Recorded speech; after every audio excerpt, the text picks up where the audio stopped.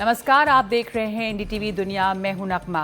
हमारी आज की लीड स्टोरी एक बार फिर से डोनाल्ड ट्रंप किस तरह से अपनी पसंदीदा डील के लिए कुछ भी करने को तैयार रहते हैं। सऊदी अरब और कतर में अरबों खरबों की डील करके वो अबू धाबी पहुंचे हैं। इसके साथ साथ एनडीटीवी दुनिया में देखिए दूसरी रिपोर्ट्स भी जानेंगे कि इजरायल गाजा पर हमले क्यों नहीं बंद कर रहा है, और साथ ही एक रिपोर्ट देखेंगे पोलैंड से, जहां पर राष्ट्रपति के चुनाव की तैयारियां जोर शोर से चल रही हैं, और पेरू की राजधानी लीमा की सड़कों पर क्यों बरपा है हंगामा, और आखिर में यूके में नई जेल बनाने की नौबत आखिर क्यों आ रही है। लेकिन लीड स्टोरी से पहले एक अहम खबर आपको दिखाते हैं, और ये अहम खबर है भारत और पाकिस्तान की। पाकिस्तान के विदेश मंत्री इशाक डार ने बयान दिया है कि भारत और पाकिस्तान के बीच सीज फायर 18 मई तक है। 10 मई को दोनों देशों के बीच डीजीएमओ की बात हुई थी। इस बातचीत में सैन्य संघर्ष रोकने पर सहमति बनी थी। भारत इसे सैन्य टकराव रोकने की सहमति कहता है। इस पर उमाशंकर सिंह और ज्यादा जानकारी दे रहे हैं। जी देखिए, सीधा सा मतलब है कि पाकिस्तान जो है वो एक कूटनीतिक दबाव बनाने की कोशिश पर है, भारत पर कूटनीतिक दबाव बनाना चाहता है। इशाक डार ने ये बयान पाकिस्तान की नेशनल असेंबली में दिया है, और उन्होंने ये कहा है कि जो 10 मई को दोनों देशों के डीजीएमओ के बीच बातचीत हुई, उसमें 12 मई तक सीज फायर की बात थी, और 12 मई को जो बातचीत हुई उसमें 14 मई तक की बातचीत थी कि 14 मई तक सीज फायर होगा, और 14 मई की जो बातचीत हुई उसमें 18 मई तक की सहमति बनी है। यानी स्टेप बाय स्टेप बताकर वो दिखाने की कोशिश कर रहे हैं, और उन्होंने साफ तौर पे कहा भी है कि जो सैन्य स्तर पर जो सहमति बनी है वो तब जाकर पूर्ण सहमति बनेगी जब राजनीतिक स्तर पे बातचीत हो। और उन्होंने इसी बयान में जिक्र करते हुए कहा है कि वो चाहते हैं कि कंपोजिट डायलॉग जो है वो भारत पाकिस्तान के बीच शुरू हो, और तब जाकर इसकी अंतिम जो सहमति है या अंतिम समाधान है वो बनेगा। जबकि भारत अपनी तरफ से साफ तौर पे कह चुका है कि जो अभी मौजूदा तौर पे जो सहमति बनी है वो टकराव रोकने की सहमति है। भारत उसको सीज फायर कहने से भी बच रहा है, लेकिन पाकिस्तान की तरफ से ये बयान बताता है कि वो किस हद तक जाने की कोशिश कर रहा है ताकि दोनों देशों के बीच जो है वो डिप्लोमेटिक और जो लीडरशिप स्तर पे जो बातचीत है वो शुरू हो। भारत इसके लिए पहले ही मना कर चुका है, और जैसा कि हमने पहले भी दिखाया कि विदेश मंत्री एस जयशंकर ने आज भी कहा है कि पाकिस्तान से जो बात होगी तो सिर्फ आतंकवाद पर बातचीत होगी, और पाकिस्तान के कब्जे वाले कश्मीर को वापस लेने पर बातचीत होगी। तो अभी जो एक फौरी सहमति बनी है वो डीजीएमओ के बीच की बातचीत के जरिए बना है, क्योंकि वही एक जरिया है जिसके जरिए भारत और पाकिस्तान आपस में बात कर रहे हैं। और अमेरिका के राष्ट्रपति डोनाल्ड ट्रंप ने एक बार फिर भारत और पाकिस्तान के बीच जंग को रोकने का श्रेय लेने की कोशिश की, लेकिन इस बार बदले अंदाज में। पहले वो सीधे सीधे कहते रहे हैं कि उन्होंने कारोबार रोकने की धमकी देकर जंग को रोका, लेकिन इस बार उन्होंने कुछ और कहा है। सुनते हैं।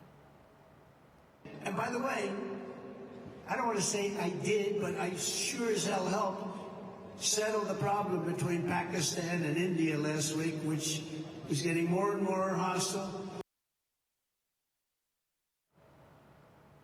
तो ये थे डोनाल्ड ट्रंप जो एक बार फिर से भारत और पाकिस्तान के बारे में बात बोल रहे थे। और डोनाल्ड ट्रंप जो हैं वो लगातार नए नए डील कर रहे हैं, और इस वक्त वेस्ट एशिया के दौरे पर हैं। तो अब हमारी स्टोरी, तुर्की के इस्तांबुल में यूक्रेन के राष्ट्रपति ज़ेलेंस्की शांति वार्ता के लिए रूस के राष्ट्रपति पुतिन का इंतजार कर रहे हैं, और पुतिन पहुंचे नहीं। अमेरिकी राष्ट्रपति डोनाल्ड ट्रंप का कहना है कि वो पुतिन के ना आने से निराश नहीं है। साथ ही वो ये भी कह रहे हैं कि युद्ध का संकट खत्म करने के लिए उनको और पुतिन को मिलकर काम करना होगा। पुतिन को लेकर ट्रंप लगातार नरमी दिखाते रहे हैं, ठीक उसी तरह की नरमी जो वो उन देशों के साथ दिखाते हैं जिनके साथ उनको कोई डील करनी होती है। सऊदी अरब और कतर के साथ उन्होंने हजारों करोड़ की डील कर ली है, और अब संयुक्त अरब अमीरात पहुंचे हैं।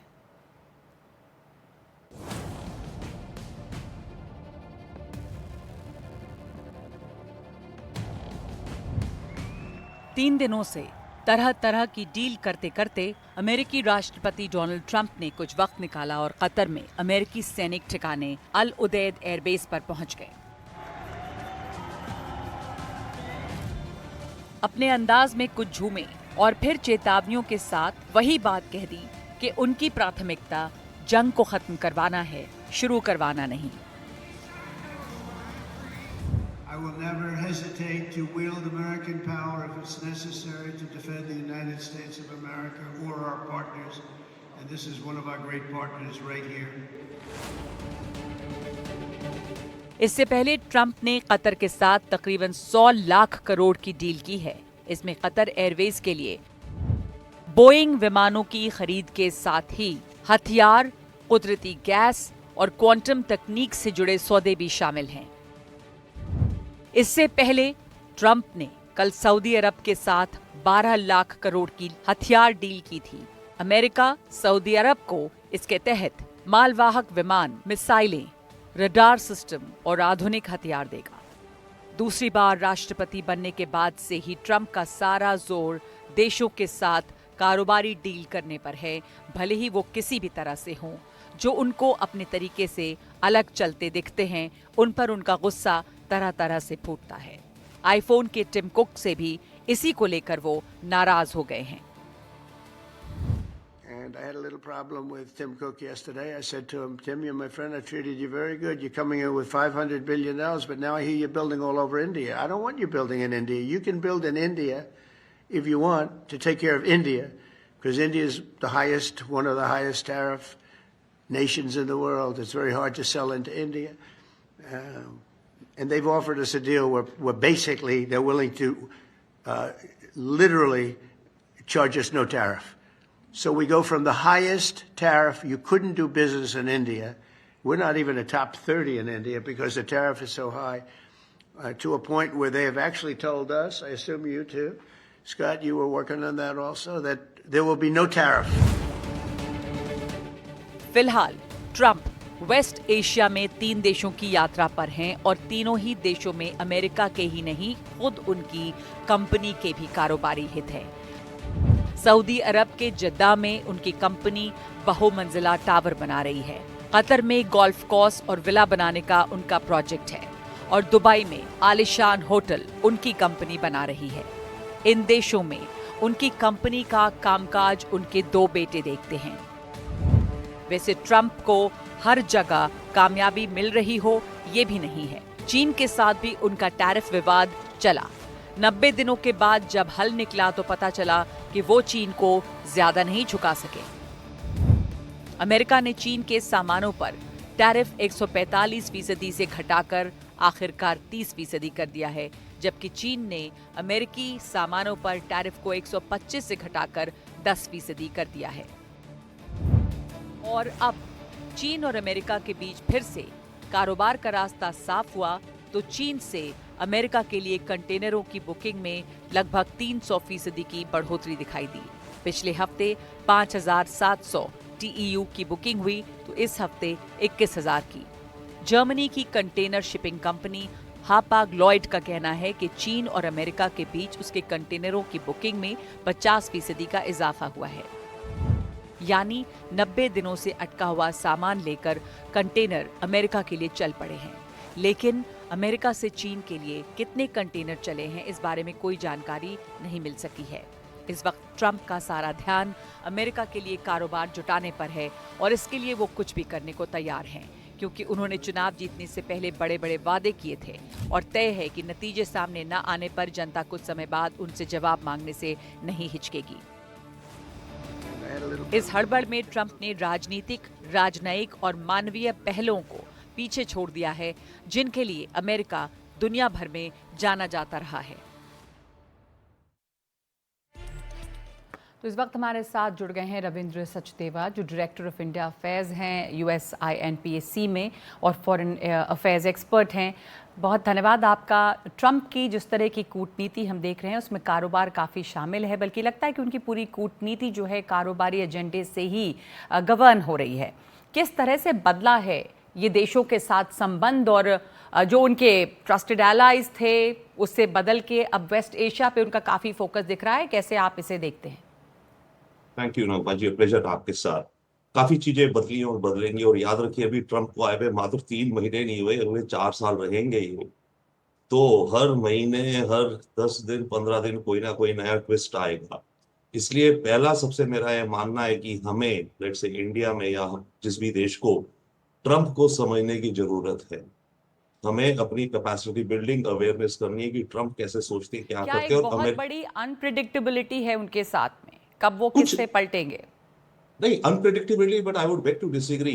प्रिडिक्टेबिलिटी भी है काफी हद तक ट्रम्प की, और ट्रम्प से आप नेगोशिएट भी कर सकते हो, बट हमें टाइम और जो भी कुछ लगाना पड़ेगा ट्रम्प को समझने के लिए। One, secondly, yes you right, west Asia में जो ट्रम्प कर रहे हैं, अभी तो ये सऊदी अरेबिया गए और कतर गए, अभी ये आज अबू धाबी पहुंचे, अरब एमिरेट्स। सऊदी से $600 बिलियन, कतर से करीब $250 बिलियन, और यूएई से करीब $1.4 ट्रिलियन की डील्स जिसे हम कहीं का होना है। तो इस पूरे ट्रिप में करीब ये $2 ट्रिलियन का बिजनेस या इन्वेस्टमेंट्स या जी। डील्स लेकर के जा रहे हैं। ट्रम्प ने आइडेंटिफाई कर लिया कि जो पैसा है, बैगफुल्स ऑफ मनी वेस्ट एशिया में है, और इन वेस्ट एशियन नेशंस को आगे बढ़ना है, और ये सिक्योरिटी चाहते हैं, अमेरिका से दोस्ती चाहते हैं। वो अब इसका पूरा का पूरा एडवांटेज पुश कर रहे हैं। वन, और नहीं, जैसे सेकेंडली, उन्होंने चीन के साथ जिस तरह की पहले धमकी दी, फिर पीछे पीछे हटे, फिर उनका एक ट्रेड डील हो गया। अब आप देखें कि वो अहमद अल शरा के साथ जब जैसे बैठते हैं जाकर, जिनको आप पहले आतंकवादी कह रहे थे और अब आप उनके साथ बैठते हैं, डील करते हैं, तो ये लगता है कि कूटनीति का पूरा फोकस या जो राजनीति है उसका अंदाज बिल्कुल बदला है, और डील अगर हो रही है तो उसके लिए आप कहीं किसी भी हद तक जा सकते हैं। आई एब्सोल्युटली एग्री मेघना जी, बट मैं एक पॉइंट आउट करना चाहता हूँ।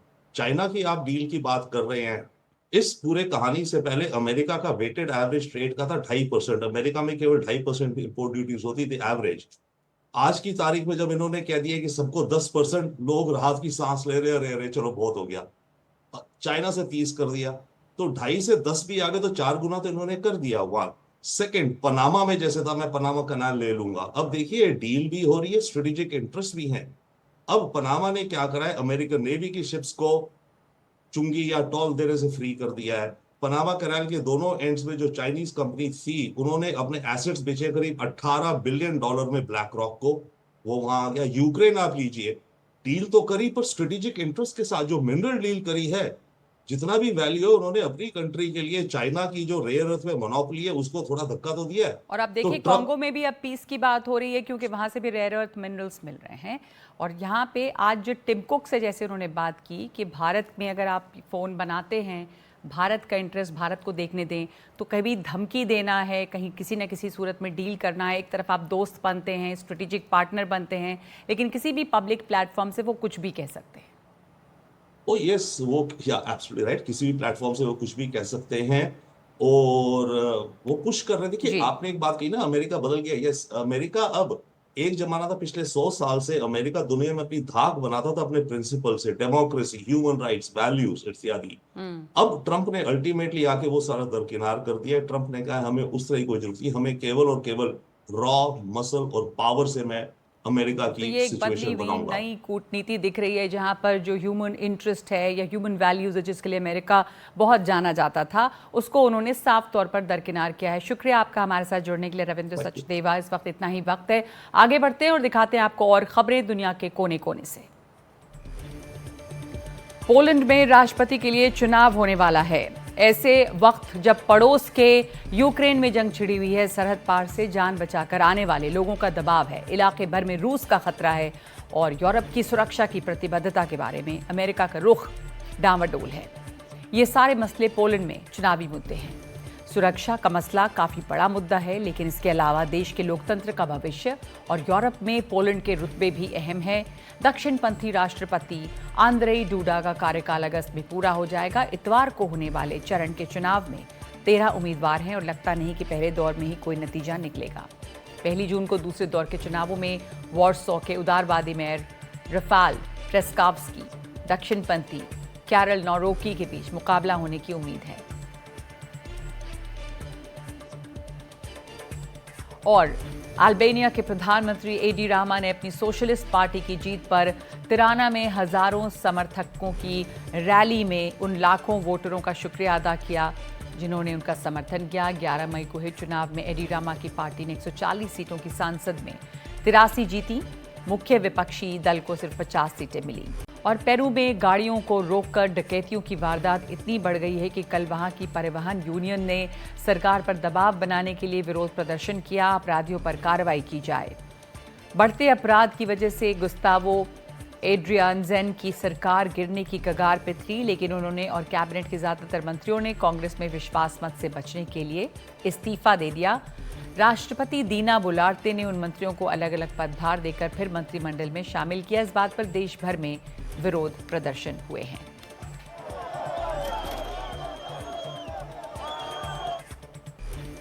और गाजा पर इजराइल के हमले जो जारी हैं, उत्तरी गाजा पट्टी के जबालिया शहर में आज भी एक घर इजरायली बमों का निशाना बना है।